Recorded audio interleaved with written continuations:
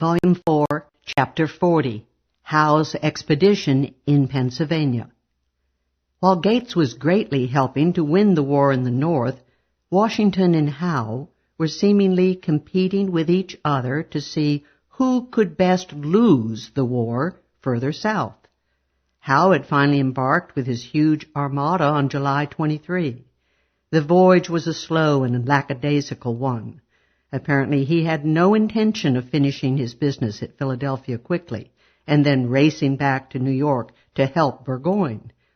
He first sailed up the Delaware River on July 29, this being the shortest route to Philadelphia, where he could land just south of the city. But then, worried about Washington's non-existent river forts near Wilmington, he turned around, sailed all the way round the peninsula and up Chesapeake Bay to land, finally, 50 miles from Philadelphia at Head of Elk, Maryland, on August 25. A full month had been consumed in this short voyage, and after all this time and the suffering of men and horses aboard from heat, rough seas, confinement, and shortage of supplies, the British forces found themselves considerably further from that city than they had been in New Jersey.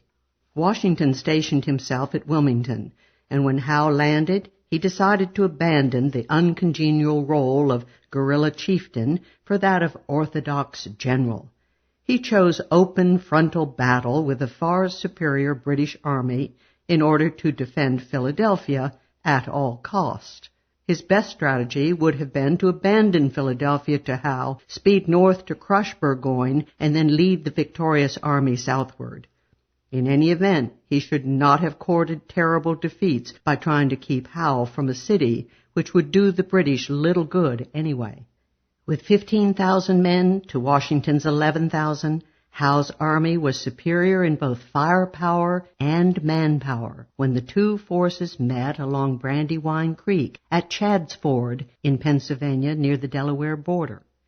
Howe attacked on September 11, sending Cornwallis with half the troops in a deft and silent flanking maneuver, reminiscent of Long Island, to the left to cross the stream and come behind the American right wing. General Sullivan, commanding the right wing, turned almost at the last minute to meet the assault. Cornwallis had almost broken through Sullivan, but Nathaniel Greene brought 2 brigades from the center and raced 4 miles in 45 minutes to save the American right from utter rout, and perhaps the entire army from destruction. In the meantime, General Wilhelm von Kniphausen, commanding the center at Chad's Ford, was able to crash through the American center, and Washington was forced to retreat north to Chester, where Greene brought back his brigades to join him. The American defeat had been severe indeed. Washington had lost over 1,000 casualties, while the British had lost 500.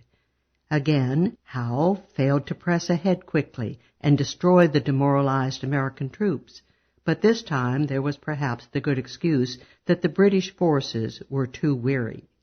Washington's generalship had rarely been worse than at Brandywine. Apart from the strategic error of confronting the British in open battle, he failed to anticipate Howe's favorite flanking maneuver with less excuse than at Long Island, and he failed to use his cavalry as scouts to find out what the British were up to. In his report on the battle to Congress, he displayed a severe lack of graciousness toward his best subordinates that was rapidly becoming characteristic, and he completely failed to mention the feat of Greene and his men in saving the American army. Despite the severe defeat, Washington continued to be optimistic about massive encounters with the enemy. He tried a frontal attack again on September 16 at Warren Tavern west of Philadelphia, but a heavy storm halted the battle after fighting had begun.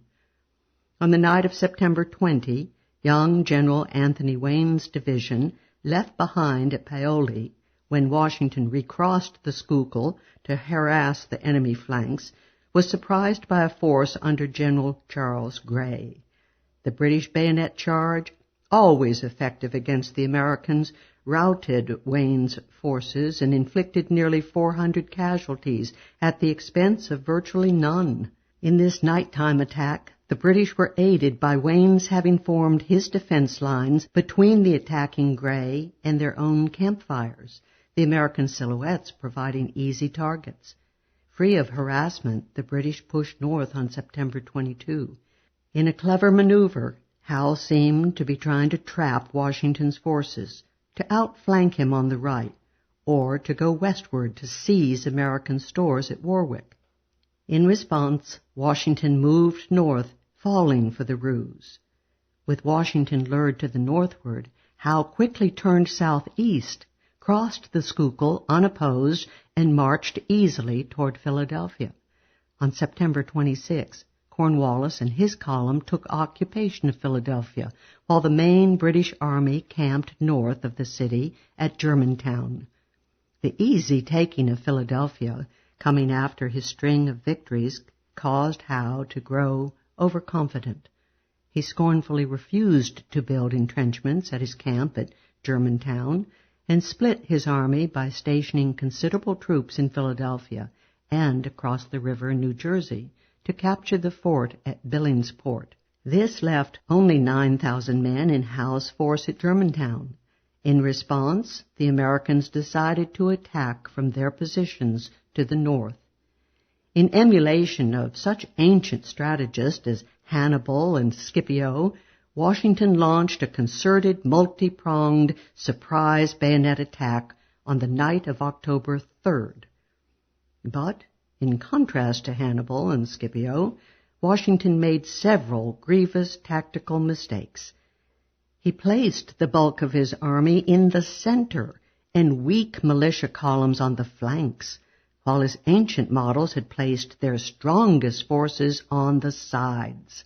He failed to realize there was a lack of communications between the four widely separated forces launching the simultaneous attack, and he ignored the roughness of the terrain, which was not conducive to bayonet charges. Despite these errors, however, the Americans almost won. Sullivan's column at right center was the first to engage the enemy on the morning of October 4.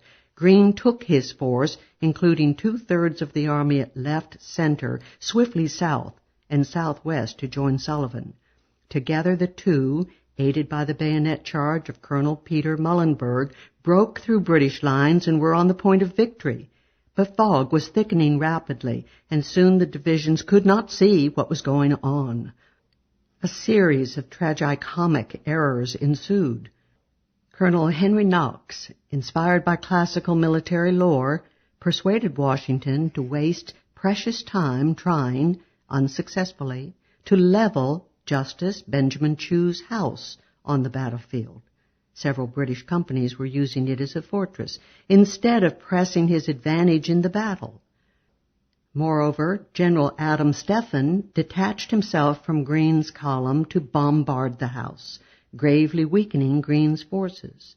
As the fog thickened, Wayne got the idea that Sullivan, at his rear, was in trouble, and he abandoned the spearhead of the advance to effect a rescue. The two American divisions, Wayne and Stephen, thereupon fired upon each other, and both fled. Sullivan's troops, remaining in the right center, began to run short of ammunition, and fearing imminent encirclement, they too broke and ran.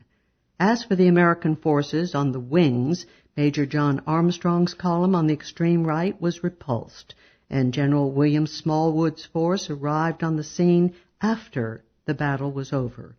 Neither man pursued his task very energetically. Greene had been left to fight the British all alone, and he was trapped.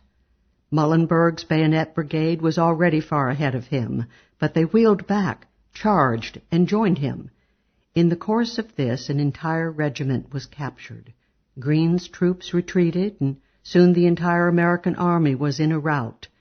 In this Battle of Germantown, the final pitched battle of the Philadelphia campaign, the British had lost over 500 casualties, but the Americans had suffered the staggering total of almost 1,200 men.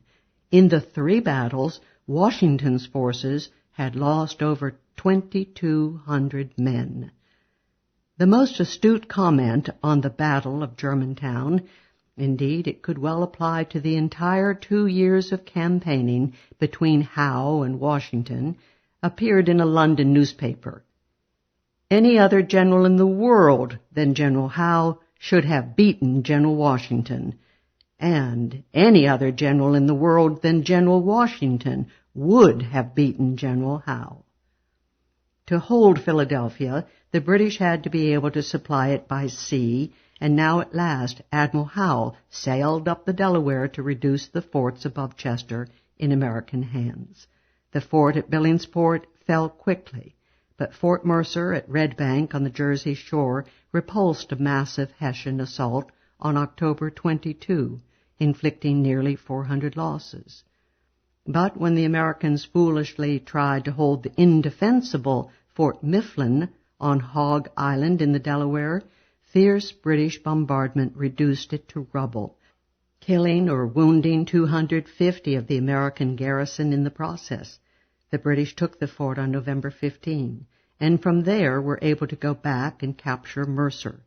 The Delaware was now clear and in British hands. Meanwhile, Washington wandered around aimlessly, moving his camp to and fro without purpose. Howe withdrew from Germantown to Philadelphia and constructed fortifications. Washington toyed with the totally disastrous idea of a frontal assault on fortified Philadelphia and was supported in this by General Wayne, but the leading officers, including Greene, Knox, and Sullivan, rejected the scheme. Howe tried once again to bring on the final battle with Washington and marched out in dead of night on December 4 against Washington's camp at Whitemarsh. But Washington was well prepared, and the brilliant American partisan leader, Captain Allen McLean, charged and harassed the British line. Apart from a few skirmishes on December 7, nothing else could be done, and Howe returned to Philadelphia.